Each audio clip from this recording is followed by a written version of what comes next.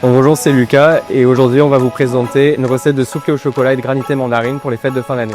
Bon bah là on va commencer par faire une crème pâtissière. On met le lait dans la casserole qu'on laisse chauffer. Pendant ce temps-là, je mélange les jaunes d'œufs avec le sucre. J'ajoute la fécule, ça va apporter l'épaississant. Je fais chauffer le lait, je porte à ébullition. Après je verse ça sur mon mélange précédent, donc le mélange de jaune d'œufs, sucre et fécule de maïs. Pour faire une crème pâtissière du coup, je remélange.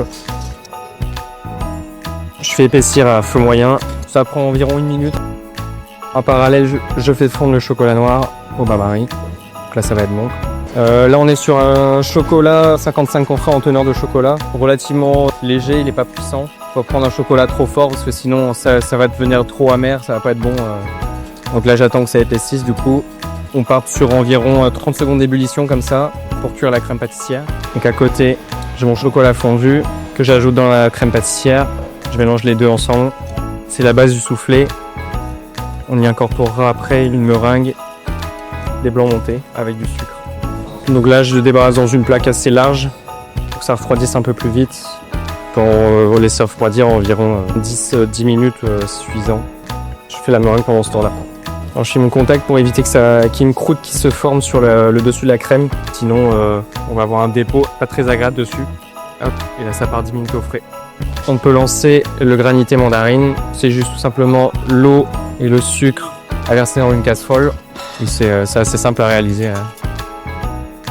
Je stoppe le feu, je peux ajouter le jus de mandarine, je mélange et je viens directement disposer dans un bac assez large, on va dire. Et là, c'est parti pour 6 heures au congélateur, minimum pour que ça soit prêt. Du coup, on fait de la meringue pour ajouter dans la crème pâtissière. Donc, je mets les blancs d'œufs à monter légèrement, comme que ce soit mousseux, juste mousseux. Et après, on viendra ajouter le sucre en 3 fois, serrer les blancs. J'ajoute en 3 fois le sucre pour qu'il s'incorpore mieux. Si on a beaucoup d'un coup, elle va peut-être monter trop vite. C'est au visuel souvent. Je soulève la cuve. Donc le fameux bec d'oiseau du coup. Donc là, on va retravailler notre crème pâtissière qui a reposé au frais pendant 10 minutes. Donc elle est encore un peu tiède, elle n'est pas totalement froide. Hop, donc je vais retravailler un tout petit peu au fouet pour la détendre. Je vais incorporer un tiers environ de la première partie de blanc monté. Je mélange au fouet une première fois pour détendre la crème pâtissière toujours. Et j'incorpore le reste des blancs montés dedans. Et on va mélanger plus délicatement pour éviter que l'appareil, le mélange retombe. Hop. Donc là, l'appareil est prêt.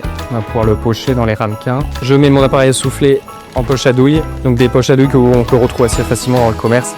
Donc je coupe l'embout.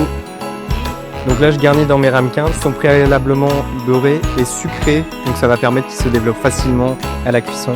Donc là, je garnis. Donc là, je stoppe à environ 1,5 cm, on va dire, du haut du ramequin. Granité après plus de 6 heures au repos. Et à l'aide d'une fourchette, je le gratte. Bon là, il est bien congelé. Donc je gratte. Donc là, on récupère le granité qui est gratté. Hop, prêt à être servi. Donc là, c'est parti pour la cuisson. On va le cuire à 175 degrés pendant 8 à 9 minutes. Un peu de sucre glace pour la déco. Et voilà.